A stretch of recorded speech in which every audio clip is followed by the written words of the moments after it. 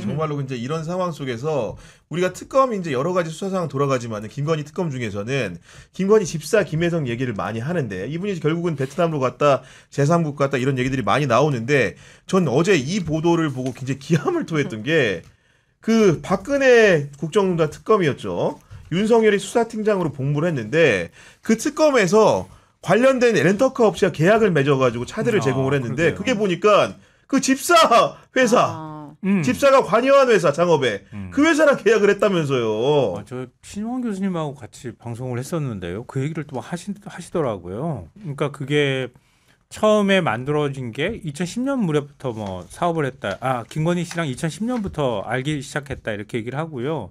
처음에 렌터카 업체를 만들었을 때는 지금 회사 이름하고는 다른 이름이었는데요.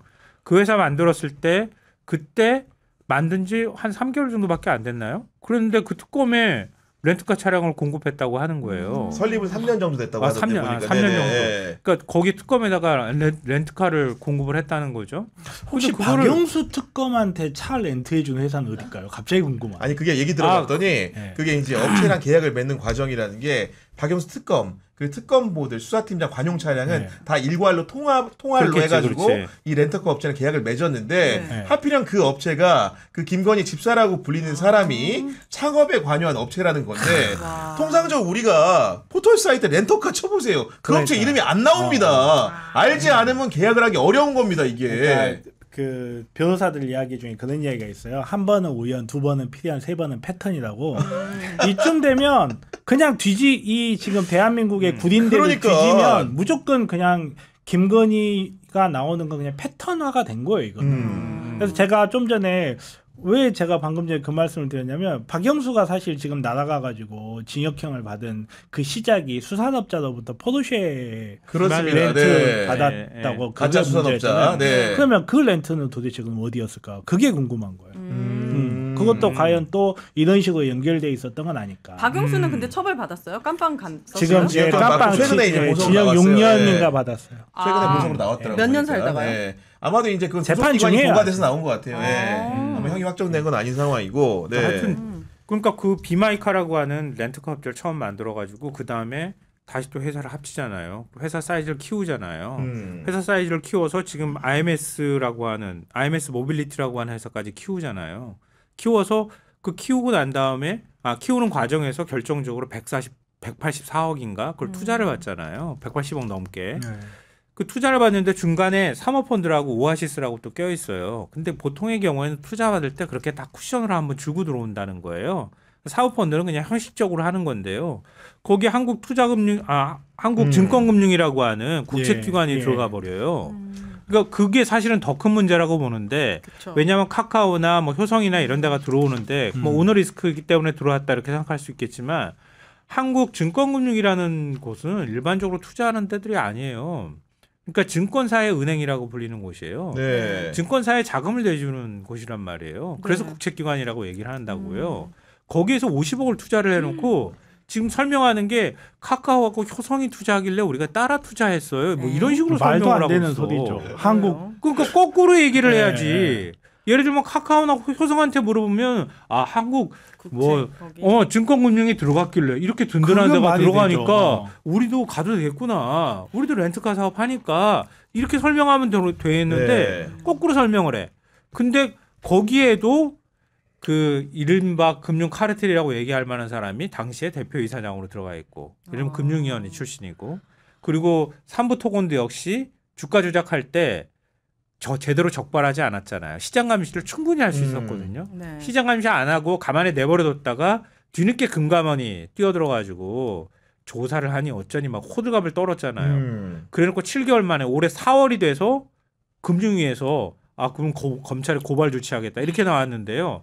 주가 조작은 그보다 한참 전이었어. 그러니까 누군가가 계속 만지고 있었던 거예요. 제가 볼 때는. 그러니까 금융 쪽에서도 누가 이런 거에 삼부토건 주가 조작에 관여하지 못하도록 막는 누군가가 있었고 투자하도록 하는 누군가가 있었고 이런 것들이 다 연결이 되는 거예요. 아니, 그러니까 이제 IMS 모빌리티 뭐 전시는 비마이카라고 하던데 이런 회사가 왜 이런 특검 같은 데랑 초기 신생 업체가 계약이 중요하냐면은 결국은 그렇죠. 대한민국에서 가장 힘센 사람들이 이 업체를 썼다고 하면 그렇죠. 기업이나 어디 가가지고 다 영업이 되는 겁니다. 우리가 특검하고 계약 맺은 확실한 업체입니다. 이걸 누가 안 쓰겠습니까? 그런 허점을 이용했을 것 같고 조사도 정말로 간단한 게 이거는 업체 조사할 필요도 없고 당시에 특검에 관여했던 사람 총무팀장도 있거든요. 이런 분들한테 불러가지고 계약 경위를 물어보면 그렇죠. 그냥 네. 한 방에 나올 일입니다. 그러지 그렇죠. 않습니까 이거? 맞죠. 네. 정말로 해서 외부에 압력이 있었다. 그때 당시 윤석열이 특검보였죠 아마. 수사팀장. 네. 그 위치에서 압력을 행사했다든가 이런 부분들이 나온다면 좀 더욱 선명하고 확실해지겠죠. 그러니까요. 그리고 이런 부분들에 대한 수사가 진행되고 있고 그리고 이제 여러 이제 윤석열 주변에 있는 사람들 중에서 요즘 제일 눈에 띄는 분이 조태용 전 국정원장 있잖아요. 이분 같은 경우에는 윤석열 정부에서 워낙 꽃길만 걸었기 때문에 아마도 이제 그 국무회의 당일에 비상계엄 당일에도 협조한 부분들이 있다거나 그 이후에 이제 증거를 인멸하는 과정에도 관여됐을 가능성을 지금 많이 의심받고 있는 거 아니겠습니까?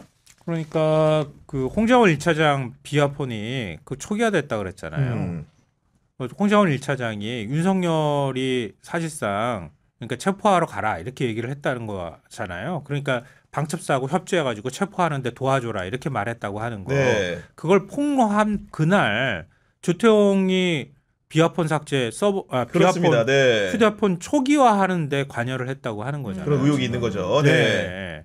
그러니까 조태용이라는 사람은 김건희랑도 문자를 주고받았다고 하고 그리고 홍장원 차장의 비하폰 초기화하는 거 거기에도 관여됐다고 그렇죠. 하면 네. 홍장원 자를 때도 또 관여됐다 그러고. 예. 잘랐다고 하고 그것도 엉뚱한 거 나중에 거짓말하면서 해명을 그렇습니다. 했는데 그리고 또 놀라운 거는 국무회의 자리 때 개헌 국무회의 자리 때 불려간 사람이란 말이에요. 그렇잖아요. 개헌 국무회의 자리에 국정원장이 가가지고 앉아 있었단 말이에요. 원래 단순 배석자입니다. 원래는 지위가. 그러니까 그것도 사실은 초기부터 앉아 있었던 사람이에요. 왜냐하면 추가로 국정원장 빨리 불러 이렇게 한 것도 아니었단 말이에요. 처음에는 국무회의 열려고 생각도 안 했단 말이에요. 근데 초기 멤버로 국무회의에 불려가 있었던 사람이에요. 그리고 윤석열이 조태용한테 미리 전화했다는 거 아니에요. 전화해가지고 어디야? 그랬더니 뭐 얘기하다가 저 이제 미국 나갈 겁니다. 뭐 한국에 있네? 이게 확인이 된 거잖아요. 그때 근데, 너무 웃겼어. 진짜. 예. 한국에 있는 게 확인이 됐는데도 불구하고 국정원장이 한국에 없을 거라고 생각하고 미국 갔을 거라고 생각하고 홍장원한테 전화를 했다는 거 아니에요. 네. 진짜 말도 안 되는 방첩사하고 주장이죠. 협조해서 예. 체포해 이렇게 했다는 건데 그것 나중에 다 뻥으로 드러났잖아. 그러니까 뭔가가 있는 거야 지금 자기네들끼리 이렇게 공개하지 못하는 뭔가가 있어. 자, 항상 우리 한독수 아저씨가 보여줬잖아. 항상 조태용 이야기 나올 때마다 너 그러다 조태용 그랬었는데 자 봤을 때 제대로 될 것 같습니다. 아니 근데 저는 사실 윤석열 정부가 들어서자마자 국가정부의 정보원에 원훈이라는 게 있잖아요. 우리가 교훈처럼 학급의 급훈처럼 원훈을 뭘로 바꿨냐면은 사실은 민주정부를 거치면 여러 차례 변경은 있었습니다만은 과거로 돌아간 적은 없는데 61년도에 그 군사정권의 서슬퍼런 시작과 함께 세웠던 중앙정보부 시절의 원훈을 그대로 가져와서 다시 썼거든요. 네. 그때 어떤 원훈이냐? 우리는 음지에서 일하고 양지를 지향한다는 문구인데 네. 그 음지라는 것의 결말이 저는 정말로 네. 이런 조태용일 줄 몰랐습니다. 아니 이게 바뀐 것 같아요. 우리는 양지에서 일하고 음지를 지향한다. 이거 아니에요? 완벽히 국가 정부에서 일하고 완전 사실 음지를 이게 지향했잖아요. 이 말이 진짜 문제인 게 뭐냐면 네. 자기네들 행위를 정당화시키는 거예요. 음지에서 일하는 행위, 음지에서 일한다는 무슨 말이에요? 음습하고 그렇죠. 불법적인 얘기로 보이지. 그렇죠. 네. 불법적인 행위를 하지만 그렇죠. 우리가 네. 불법적인 행위를 하지만 우리의 불법적 행위는 대한민국을 위한 거니까 괜찮아. 그렇습니다. 이건 마치 검사들이 우리는 나쁜 놈들 조지는 기관이니까 괜찮아라고 생각하는 거랑 비슷한 거예요. 똑같은 거죠. 이게 네. 사람은 누구나 다 자기 나름의 진심은 있어요. 심지어 윤석열도 있어요. 지 나름의 진심은 없을 것 같죠. 사랑이 있죠. 사랑 본인 제일 사랑꾼이잖아요. 아내에 대한 건 진심이었던 것 같은데. 사랑이 조금. 저는 그 휠체어 밀어주는 걸 보면서 제가 아는 사랑을 그런 식으로 더럽히지 말아주십시오. 아 정말 더러워요. 아 네 알겠습니다. 아니, 근데, 찐으로 네. 느껴졌는데. 근데 윤이. 정말로 이런 이야기를 한다는 게 이런 이야기를 다시 복원을 한다는 게 자기네들 나쁜 일을 하겠다라는 끔찍해. 거를 그러니까, 네. 그냥 밖에다 대놓고 이야기 이런 거 하려고 그랬던 거예요. 보니까. 네. 그래놓고 윤석열이 지금까지 한 것 중에 자기 말 중에 지킨 거 딱 하나 있어요. 반국가 세력 척결하겠다고. 네. 척결 돼버리고 척결을 하고 있어 자기가 지금 지금 보면. 척결되고 있어. 보니까. 열심히 잘하고 네. 있어. 그러니까 이게 조짐을 보여준 거예요. 이전에도 여러 차례 그 원운이 바뀌어왔지만 윤석열이 되고 난 다음에 옛날에 중정이나 안기부 시절 때 썼던 원운을 다시 갖고 와가지고 그러니까. 네. 군사 정권 때 원운을 쿠데타 하려고 보니까. 그러니까 그렇죠. 그렇지 않고서는 이게 뭐 이렇게 좋다고 이걸 갖다가 쓰는지 모르겠어. 이거 다 민주화되고 난 다음에 버렸던 건데. 그러니까 우리가 나쁜 짓을 하지만 다소 나쁜 짓을 하는데 우리의 목적이나 의도는 좋아. 그러니까 이해해달라. 명언이 하나 있죠. 목적이 수단을 정당화하지 않는다고. 아무리 자기네들이 좋은 목적을 위해서 일을 한다고 해도 그게 수단을 정당화하진 않아요. 그 목적을 위한 한 목적적 행위다 하더라도 그 수단도 적법해야 되는데 네. 그렇죠, 그걸 그렇죠. 안 하겠다고 그냥 선언한 거예요. 네. 아니 우리 문재인 정부 때 원운이 뭐였냐면은 국가와 국민을 위한 한없는 충성과 헌신이었는데 맞아. 이 원운이 사실 신영복 선생님의 글씨지 않았습니까? 네. 그걸 두고서 윤석열 정부에서 야 신영복 선생님은 국가보안법 위반 사범이기 때문에 이 원운을 쓸 수 없다. 그 좋은 내용은 다 버리고 맞다. 원운서까지 치워버렸잖아요 그때. 아니 소주도 그 앞에 처음처럼 글씨 그것도 문제 삼지 않았어요? 아 그래요? 그랬던 게 갑자기 맞아요. 기억이 나네. 네. 그죠? 치욕스럽네요. 국민의 야, 입장으로. 진짜, 예. 아니, 누가 그러니까- 누구를 지금 부적절하다고 지금 하는 그러니까. 건지. 네. 신영복 선생에 대해서 뭐 친북 빨갱이라고 그러니까요. 하니까 네. 그러니까 윤석열이 반국가 세력 척결하겠다고 그렇게 했겠죠. 지금 그 국민의힘이 머릿속에 하는 생각이. 짓이 북한 주체 사상이랑 비슷해요. 진짜로 농담. 오히려 거꾸로 닮아 있어 네, 보니까. 거꾸로 닮아 있어요. 빨갱이는 네. 거기였었던 네. 거예요. 그러니까 윤석열 수령을 중심으로 유일 지도 체제를 지금 형성하고 있죠. 형성해가지고 지금 보니까. 자기네들께 해먹을 거 다 해먹는다. 이박스쿨 봐봐요. 댓글까지 다 해가지고 애들 그러니까요. 세뇌시키고. 이게 원래 따라가는 놈이 더 무서운 거예요. 윤석열은 원래 그런 사고를 갖고 있지는 않았던 것 같거든요. 원래 굉장히 위험한 기질과 스타일을 갖고 있는 사람인 것만은 틀림이 없지만 원래 그런 식으로 투철한 뭐 이념화되어 있는 사람 같아 보이지는 않았단 말이에요. 근데 대통령이 되고 난 다음에 권력 유지를 위해서 어떤 선택을 해야 될까를 그렇죠. 고민했던 것 같고 네. 그러면서 원래 국민의힘의 주축 세력은 그랬던 거죠. 과거 군사정권 시절부터 쭉 해와가지고 친북 사고에 그냥 반북 사고에만 빠져 있는 매몰돼 있는, 일종의 네. 반공적 사고 방식과 그다음에 친미 이 두 가지밖에 없는 사람들이었단 말이에요. 그리고 자기들끼리 열심히 해먹는 거지. 그러니까 그게 결합되어 있는 사람들을 하고 손을 맞잡기 시작하고 그걸 자기 세력으로 만들어야 되겠다고 생각했고 그리고 자기가 정치 못하거나 지지를 못 받는 걸 어떤 방식으로든 합리화하려고 합리화를 해야 했었고 그러니까 저것들 때문에 내가 못하는 겁니다라고 손가락질하기 시작하면서 오히려 더 위험한 인간이 된 거지. 그러니까요. 예. 인간은 맞아요. 근데 저 그거부터 좀 헷갈려가지고. 저기에서 혹시 그런 거 얘기할 때 쓰시는 거 없어요? 중입니다 이런 건데.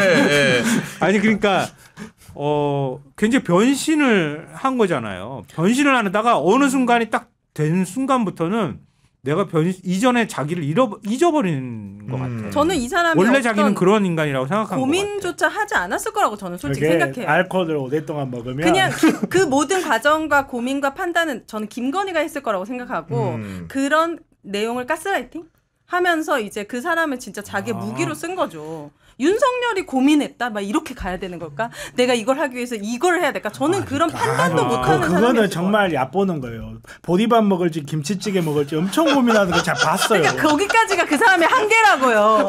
아니 다행히도 이제 이재명 정부가 출범을 하게 됐고 이번에 원운도 다시 바꿨는데 그 원운이 사실 새로운 얘기를 새로 쓴 게 아니고 정보는 국력이다라는 표현인데 이게 김대중 정부 때 처음으로 만들어졌고 노무현 정부 때까지 이어졌던 원운을 다시 가져온 것으로 알고 있고 네. 그리고 이게 보니까 원운석 있잖아요. 국정원 앞에 네, 두잖아요. 네, 정보는 네. 국력이다라는 글자가 과거에 이제 김대중 대통령이 친필을 본떠서 만들어 놓은 화강석으로 제작한 원운석이 있더라고요. 그거를 다시 창고에서 꺼내 와가지고 그대로 돌려놓았다. 네. 다시 원상복구를 시켜놨다. 제가 궁금했던 네. 걸 설명해 줬어요. 버리진 않았네요. 다행히 창고에 있었네. 원래 가지고 있나 봐요. 왜 예. 안 버렸지 그걸? 이거는 빨리 깨우자. 다 부셨으면 좋겠어요. 아니, 음지에서 근데- 일하고 양지에서 그거는 그것도 몰라 창고에 놓을지도 아니, 몰라. 빨리 아니 근데 부셔. 그것도 또 우리나라 역사니까. 그래, 치욕의 역사를 보관해야 역사적 되니까. 기록물로서 다시는 못 쓰게 네. 만든 다음에 그럼 보관하시면 좋을 것 네, 같아요. 그럼 네. 좋을 것 같아요.